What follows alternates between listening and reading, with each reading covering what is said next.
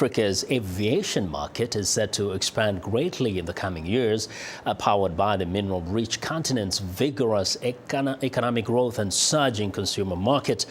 Big airline manufacturers are eyeing potentially large orders as Africans are increasingly turning to air travel. VOA's Paul Ndiho has more. Inspired by the defunct regional airline Air Afrique, Givasa Donjo, former Togolese Minister of Industry, has started a venture to create another Pan-African airline serving the continent. An elusive goal since a previous undertaking. Air Afrique collapsed under a pile of debt in 2002.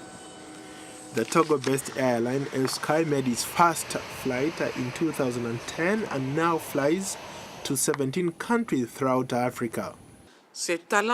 His negotiating skills, combined with his Pan-African vision, have allowed him to partner with another African carrier, and one that has a great international reputation. John Doe was recently in Benin, where he used the opportunity to talk about his vision for an airline expansion.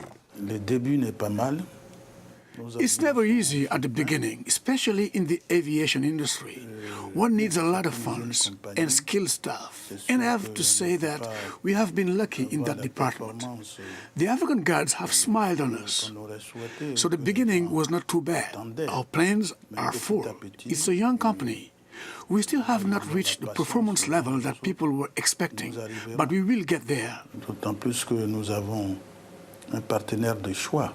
Critics say that the challenges facing him and other African aviation entrepreneurs is how to make headway in a tough and unforgiving market, where a jostling group of small national flag carriers and private companies are struggling to compete with global airline giants that control 70% of the continent's air traffic.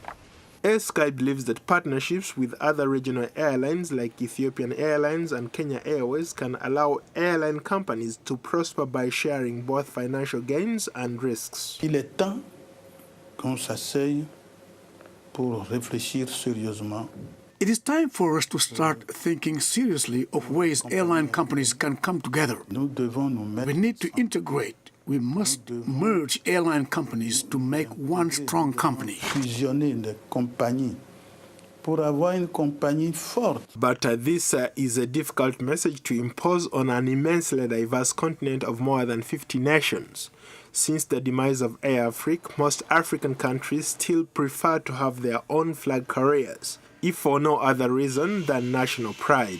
However, some of Air Sky's former passengers report mixed feelings about the airline's quality of service, and some say it fills a gap that has long been left open, especially for those traveling in West Africa. Having ASCII is great because since Air Afrique was no longer flying, there was a need for an airline company that could service people traveling throughout Africa. The company is doing very good to African people, because they help African people to do travel easier. Safety concerns remain a challenge for African governments and air carriers, highlighted by the recent crash of a Nigerian Dana Air jet in Lagos that killed all 153 people on board and several others on the ground.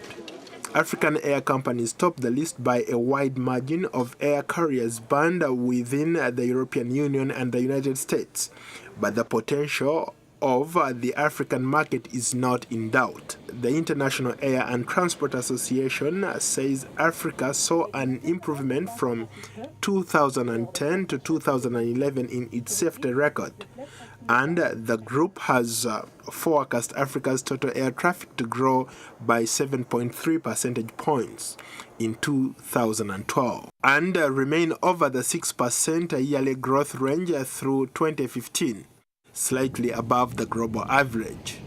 Paul Ndiho, VOA News.